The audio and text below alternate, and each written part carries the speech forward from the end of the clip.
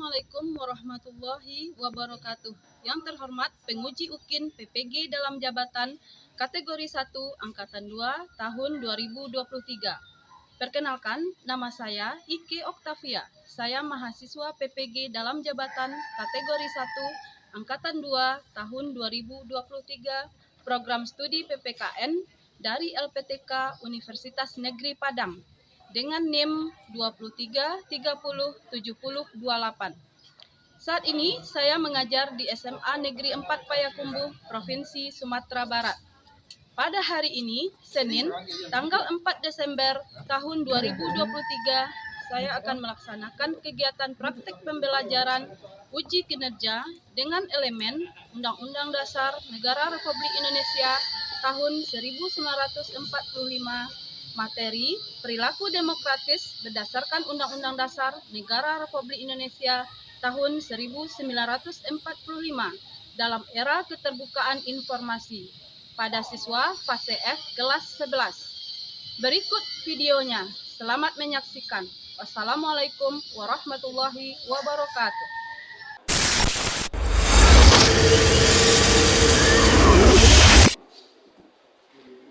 Assalamualaikum warahmatullahi wabarakatuh. Waalaikumsalam warahmatullahi wabarakatuh. Apa kabar Bapak Ibu pagi ini? Baik. Semangat untuk belajar hari ini? Semangat. Ya, harapkan seperti itu ya. Untuk memulai aktivitas hari ini harus ada semangat dahulunya. Ya. Baiklah, kita berdoa dulu ya Ketua ya. Silakan dipimpin. Duduk siap. Jika berdoa, doa mulai.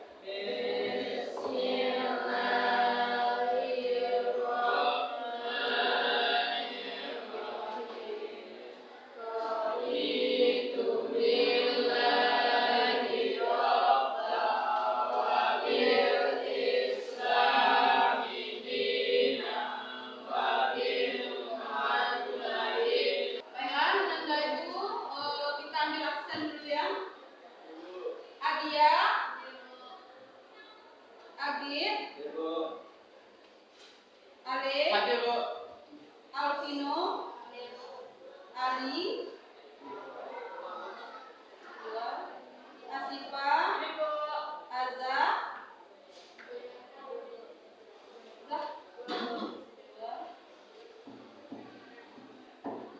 Bunga,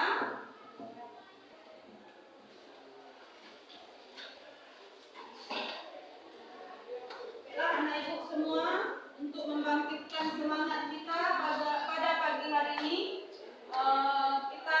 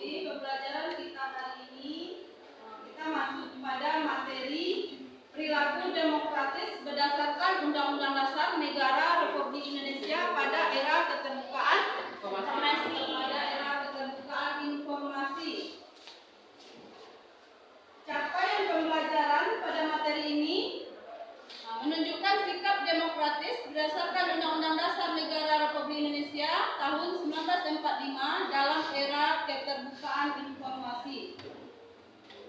Kemudian, indikator tujuan pembelajaran kita, peserta didik dapat menyebutkan makna demokratis dengan benar dan tepat. Yang kedua, peserta didik dapat menjelaskan pentingnya kehidupan demokratis dengan benar dan tepat. Yang ketiga, peserta didik mampu menunjukkan sikap demokratis berdasarkan Undang-Undang Dasar Negara Republik Indonesia tahun 1945 dalam era keterbukaan informasi. Kemudian, profil pelajar Pancasila, mana dalam pembelajaran kita hari ini, anak-anak ibu diharapkan nanti mampu menumbuhkan karakter seorang pelajar yang memiliki karakter profil pelajar Pancasila, di mana yang pertama beriman dan bertakwa kepada Tuhan Yang Maha Esa. Mana sudah kita tunjukkan tadi sebelum pembelajaran kita mulai, kita berdoa bersama. Kemudian profil yang kedua adalah gotong royong, di mana di sini nanti anak ibu akan nampak bagaimana karakternya dalam bekerja sama di dalam kelompok, bagaimana menumbuhkan sikap gotong royong, kerjasama. Nah, itu akan nampak nanti di diskusi kelompok. Kemudian juga diharapkan di sini anak ibu bernalar kritis. Jadi dari informasi-informasi yang didapat nanti anak ibu dapat mengaitkannya dengan kehidupan, kemudian dapat mengevaluasi, menganalisisnya informasi tersebut, kemudian dapat menyimpulkannya. Nah, itu yang diharapkan dari anak ibu semua nantinya. Nah, kemudian cakupan materi kita, pertama menganalisis makna perilaku demokratis, yang kedua menjelaskan pentingnya demokratis, yang ketiga menunjukkan perilaku demokratis berdasarkan Undang-Undang Dasar 1945 pada era keterbukaan informasi. Nah, di mana dalam model pembelajaran kita hari ini kita menggunakan model pembelajaran problem based learning dengan diskusi kelompok model jigsaw, di mana anak ibu nanti akan dibagi atas kelompok asal dan kelompok ahli. Nah, awalnya nanti anak ibu akan bergabung dengan kelompok ahli membicarakan suatu topik permasalahan. Kemudian setelah mendapatkan informasi dari kelompok ahli, kemudian bergabung lagi di kelompok asalnya. Nah, di sini nanti berbagi informasi dengan teman-teman di kelompok asal. Nah, seperti itu model jigsaw yang akan kita lakukan hari ini. Kemudian di penilaian akan ada penilaian sikap, pengetahuan dan keterampilan. Sikap nanti akan dilihat dari bagaimana anak ibu bersikap selama pembelajaran berlangsung. Ya, bagaimana sikapnya dalam diskusi kelompok, juga itu akan ibu nilai. Kemudian pengetahuan akan ada tes tertulis nanti bagaimana pemahaman Ananda semua terhadap pembelajaran yang telah kita lakukan hari ini. Kemudian dari keterampilan, ibu akan melihat hasil dari kerja kelompok anak ibu semua, hasil dari LKPD yang ibu berikan nanti. Nah, terus juga dari bagaimana pemahamannya, penalarannya terhadap persoalan yang diberikan nanti. Itu 3 penilaian yang akan ibu lakukan. Lalu, apakah ibu mau bertanya dulu? Apakah anak ibu pernah melaksanakan musyawarah? Pernah. Kemudian apa biasanya yang kita lakukan dalam kegiatan musyawarah itu? Diskusi, Bu. Ya. Diskusi, Bu. Berdiskusi. Apa lagi? Kan? Membicarakan sesuatu secara bersama untuk menghasilkan suatu keputusan bersama mengenai suatu hal yang mana seluruh anggotanya berhak menyampaikan pendapatnya dan anggota lain harus menghargai dan menerima pendapat tersebut walaupun tidak sesuai dengan pendapat mereka. Jadi ketika telah menemui suatu kesepakatan, maka kesepakatan itu harus dipenuhi dan harus diikuti bersama. Bagus, Intan. Jawabannya bagus. Terus kita dalam musyawarah itu menyalurkan pendapat, saling mendengarkan pendapat. Terus bagaimanakah reaksi kita apabila dalam musyawarah itu keputusannya tidak sesuai dengan apa yang kita inginkan? Siapa yang bisa menjawab? Ya, coba Sika. Jika pendapat kita tidak sesuai dengan musyawarah yang disepakati, maka kita harus menerima dengan lapang dada dan menghargai pendapat yang diterima dalam musyawarah tersebut, serta mengikuti kesepakatan dalam musyawarah. Bagus, jawabannya bagus ya, Sika. Ada jawaban lain nak? Gimana reaksinya? Ya. Jadi kita harus menerimanya dengan lapang dada ya. Jadi semua kita apapun hasil keputusan musyawarah harus kita laksanakan. Kemudian perhatikan gambar berikut ini. Ini adalah kegiatan-kegiatan yang berkaitan dengan demokratis ya. Ada pemilihan ketua OSIS dan ada musyawarah keluarga. Kemudian kebebasan berpendapat adalah hal yang penting dari suatu negara demokrasi. Adalah ciri khas dari suatu negara demokrasi. Zaman kita sekarang zamannya media sosial. Apa saja contoh media sosial? Instagram, Contoh media sosialnya Instagram, Twitter, Facebook, banyak media sosial saat ini yang bisa kita jadikan untuk sarana mengeluarkan pendapat, menyalurkan aspirasi kita apa saja yang terjadi di negara kita. Ya. Dalam pemilihan ketua OSIS atau musyawarah keluarga ini, apa biasanya? Kegiatan-kegiatan apa yang terdapat di dalam pemilihan ketua OSIS dulu? Apa biasanya yang terjadi? debat, Ada debat. Terus apa lagi?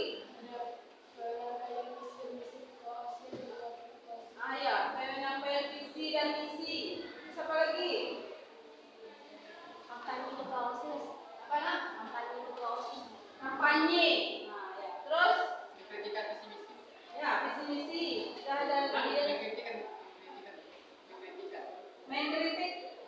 Saling debat. Adanya saling debat. Jadi dalam suatu diskusi, suatu musyawarah, baik itu di sekolah, di masyarakat, di keluarga, ataupun kehidupan berbangsa dan bernegara, pasti adanya suatu pendapat. Ya. Kemudian adanya perbedaan pendapat. Kemudian bagaimana kita menerima setiap pendapat dan perbedaan pendapat. Seperti dalam pemilihan ketua OSIS, ada awalnya para kandidat-kandidat yang saling bersaing, yang saling punya pendukung, kemudian saling berdebat, saling berkampanye, menyampaikan apa menjadi kelebihan dan keunggulan mereka. Namun pada akhirnya setelah pemilihan akan ada satu kandidat yang menang yang harus diterima oleh seluruh anggota atau warga sekolah. Ya. Demikian juga dalam musyawarah keluarga. Kita antara keluarga, ayah, ibu dan anak-anak pasti nanti akan ada perbedaan pendapat. Orang tua juga tidak boleh egois dalam hal ini ya. Mereka juga harus menerima apapun pendapat anak-anak mereka. Jadi setelah kita lihat gambar tadi, setelah kita pahami di dalam pemilihan ketua OSIS, dalam musyawarah keluarga itu adalah implementasi dari perilaku demokratis. Jadi apa sebenarnya makna demokratis itu?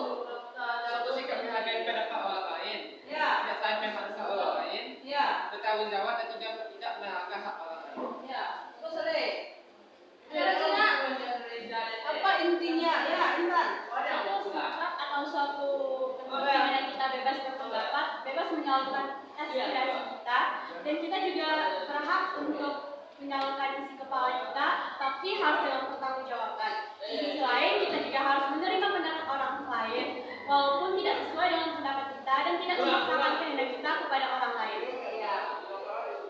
Itu jawaban yang bagus-bagus dari anak ibu ya. Jadi intinya sikap demokratis itu kita menganggap hak dan kewajiban kita sama dengan orang lain. Jadi di situ akan ada sikap saling menghargai, sikap saling menghormati.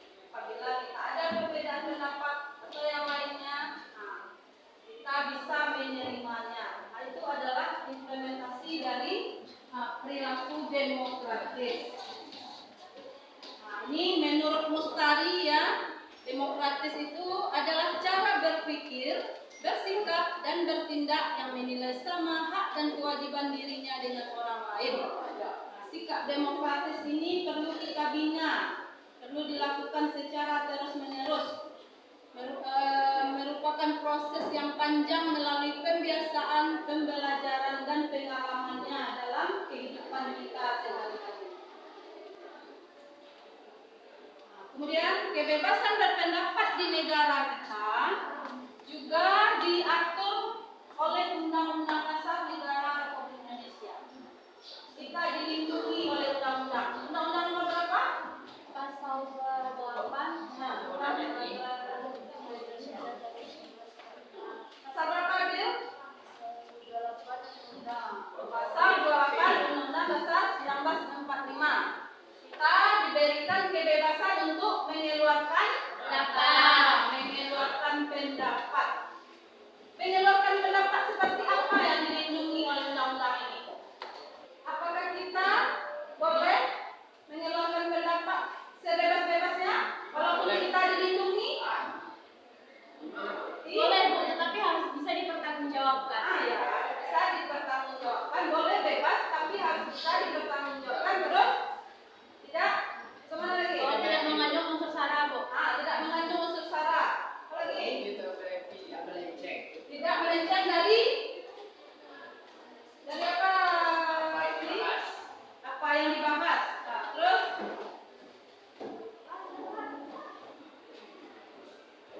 tidak melenceng dari apa yang dibahas atau yang dibatasi oleh undang-undang. Seperti itu ya, Raffi. Nah, jadi kebebasan berpendapat di negara kita dilindungi sepanjang kebebasan berpendapat itu adalah kebebasan yang mengandung unsur-unsur yang tidak keluar dari nilai-nilai Pancasila yang telah ditetapkan dalam Pancasila ya. Kemudian untuk menjaga persatuan dan kesatuan. Ini adalah contoh moral ya.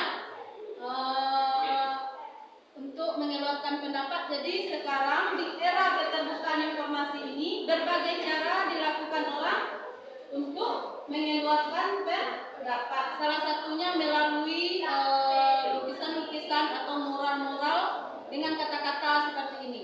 Nah, tetapi sepanjang mural pendapat kita itu adalah propaganda untuk menunjang persatuan dan kesatuan, itu diperbolehkan.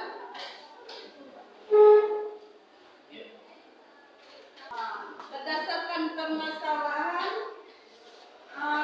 nanti anak ibu mengenai kebebasan berpendapat di Indonesia ini, kita akan melakukan pembelajaran dengan pertama anak ibu akan menyimak video berkaitan dengan kebebasan berpendapat di media sosial. Kemudian kita akan bekerja secara kelompok dengan model jigsaw. Kemudian kita lakukan presentasi kelompok. Kemudian kita akan menarik kesimpulan dari pembelajaran kita hari ini. Kemudian ada penguatan akhir dari itu nanti. Sekarang coba simak dulu video ini ya.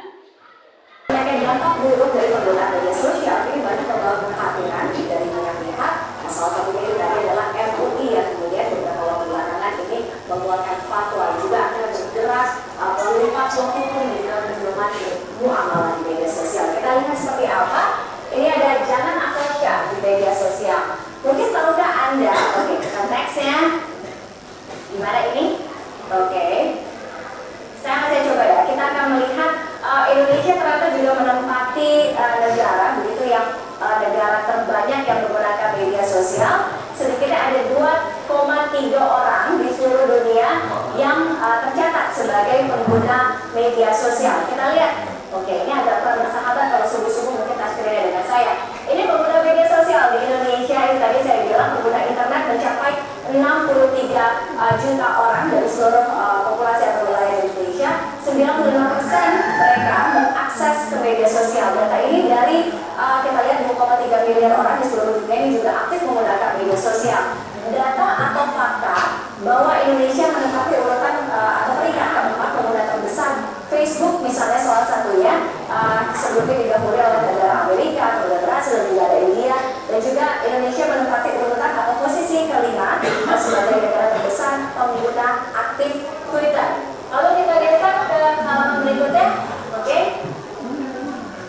Apakah kita masih bisa bergerak? Nah, ini tingkat berbagi informasi di media sosial. Kalau kita lihat dari data-data yang tadi, Indonesia sebagai negara terbesar pengguna aktif Facebook dan juga pengguna aktif Twitter, itu juga menjelaskan pada kita bahwa Indonesia memiliki potensi atau berpotensi sebagai pasar terbesar bagi dunia digital, tidak hanya di dunia digital Asia saja, tapi juga di seluruh dunia.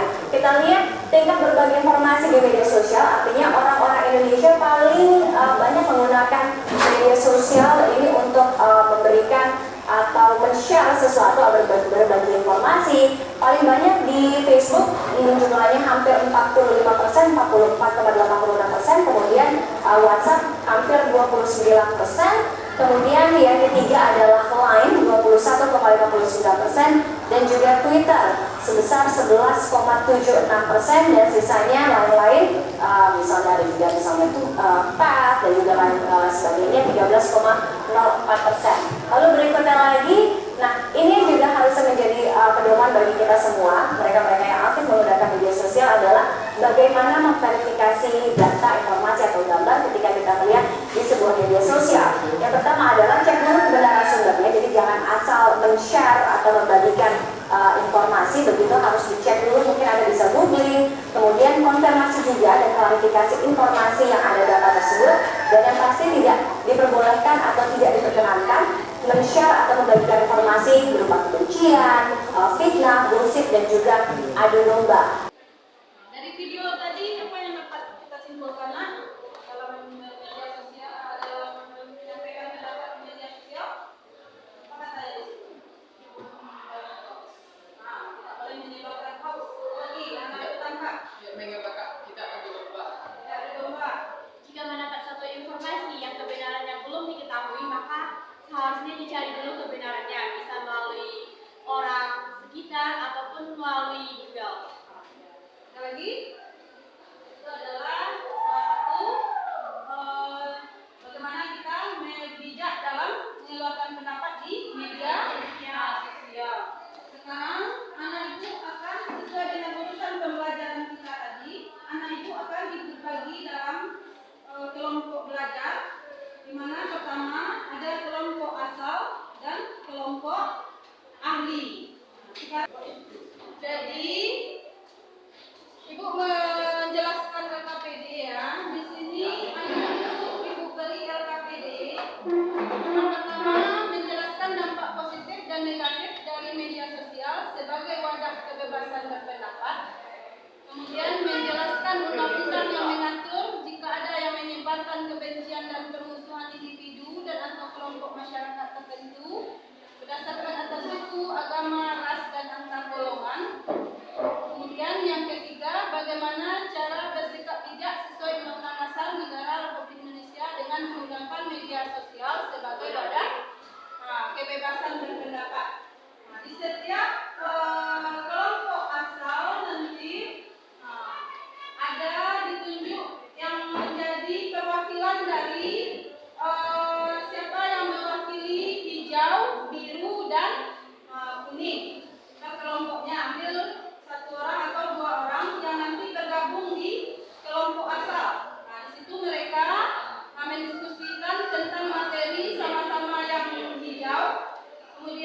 di kelompok yang biru sama-sama mendiskusikan tentang persoalan yang biru, begitu juga yang kuning. Nah, kelompoknya sama-sama membicarakan tentang yang kuning ya. Jadi anak ibu sudah ibu berikan sumbernya, juga bisa dicari di internet ya.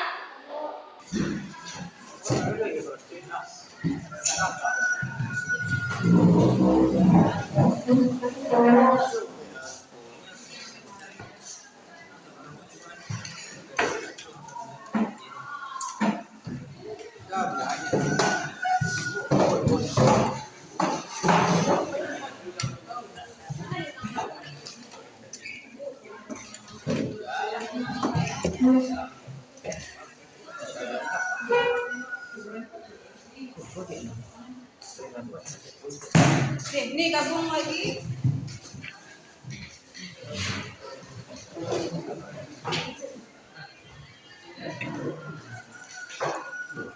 Kelompok 3 ya. 1, 2, 3, satu lagi. Jelaskan RKPD ya. Di sini ibu beri RKPD. Pertama, menjelaskan dampak positif dan negatif dari media sosial sebagai wadah kebebasan berpendapat. Kemudian menjelaskan undang-undang yang mengatur jika ada yang menyebarkan kebencian dan permusuhan individu dan atau kelompok masyarakat tertentu berdasarkan atas suku, agama, ras, dan antar golongan. Kemudian yang ketiga, bagaimana cara bersikap bijak sesuai Undang-Undang Dasar Negara Republik Indonesia dengan menggunakan media sosial sebagai wadah kebebasan berpendapat. Nah, di setiap kelompok asal nanti hijau, biru, dan kuning.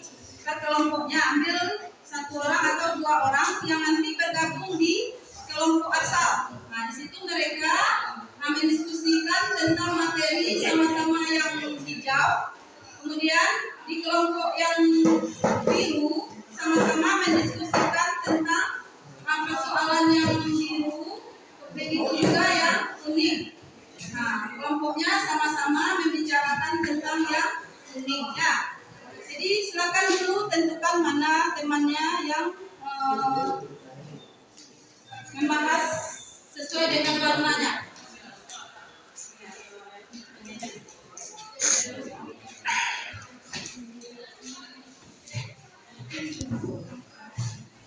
Coba gabung aja orang. Misalnya di sini kelompok biru. Coba ambil 1 orang. Di kelompok apa di sini? Jauh. Hijau. Hijau tolong gabung di sini. Sini kuning. Tolong gabung di sini. Sudah ada di sumber buku. Kita bisa googling di internet.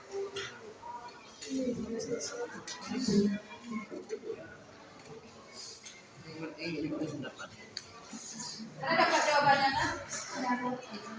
Kalau tidak ada di sumber buku, bisa dicari di internetnya. Silakan nulis jawabannya. Ada waktunya kembali ke kelompok asal. Diskusikan kembali dengan kelompok asal. Apa yang bisa didapat di kelompok ahli ya. Waktunya habis di kelompok ahli, kita kembali ke kelompok asal.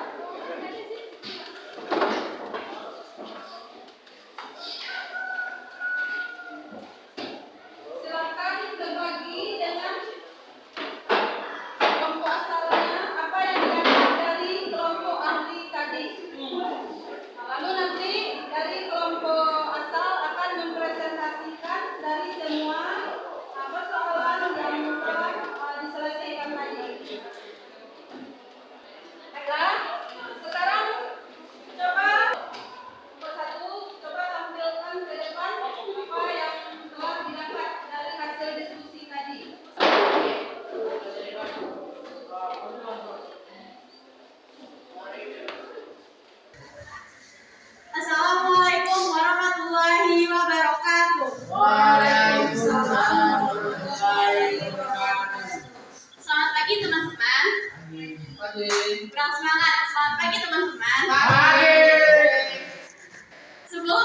presentasi, sebenarnya saya membaca sebuah quotes.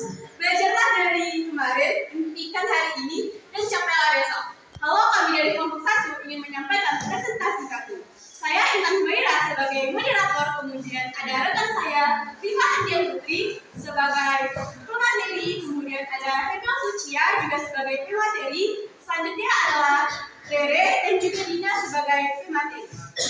Baik, materi pertama yang pertanyaannya adalah jelaskan dampak positif dan dampak negatif dari media sosial sebagai wadah kebebasan berpendapat. Materi ini akan dijelaskan oleh rekan saya Rere.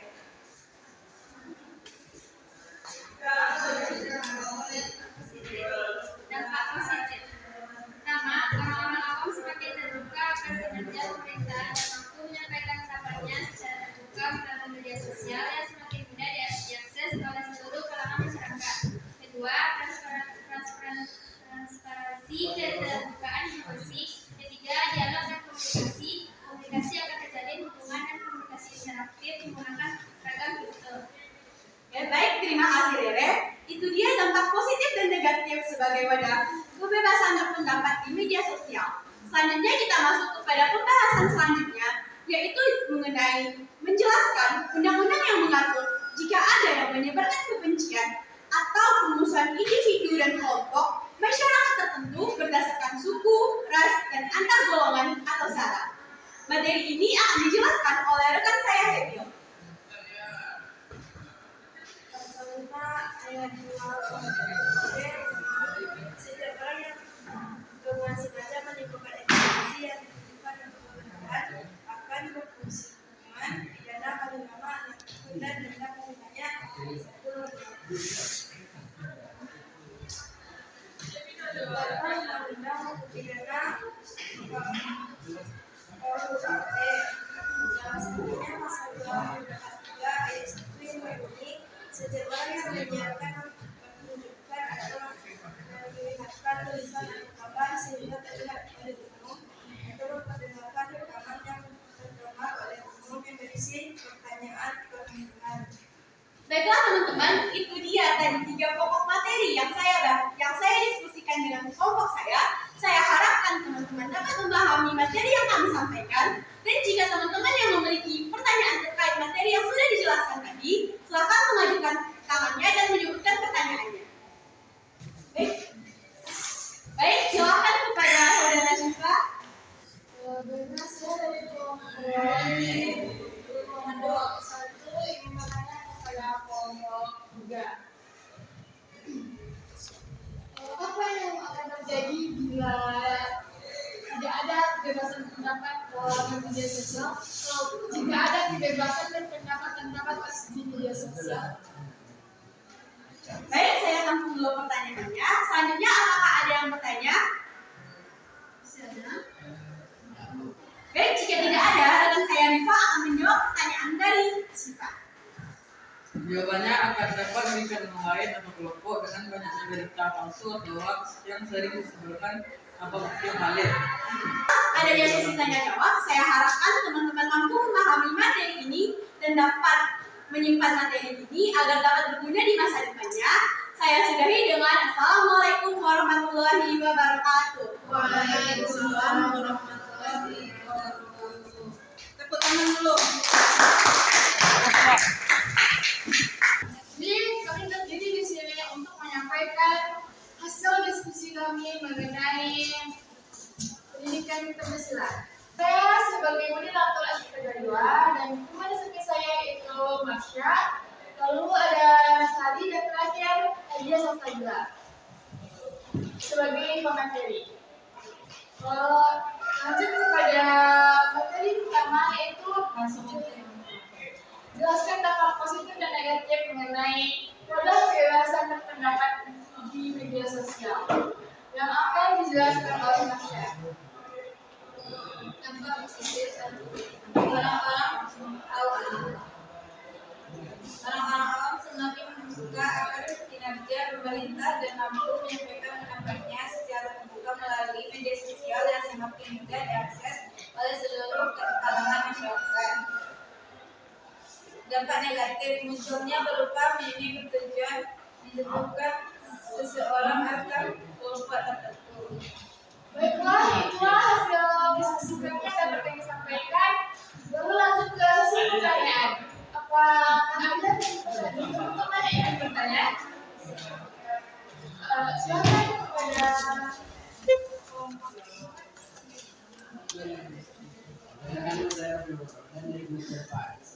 Pertanyaan, sebutkan contoh berita hoax yang pernah disebarkan di media sosial. Baiklah, terima kasih atas pertanyaannya. Apakah masih ada dari kelompok lain yang ingin bertanya? Jika tidak ada, maka kami akan langsung menjawabnya.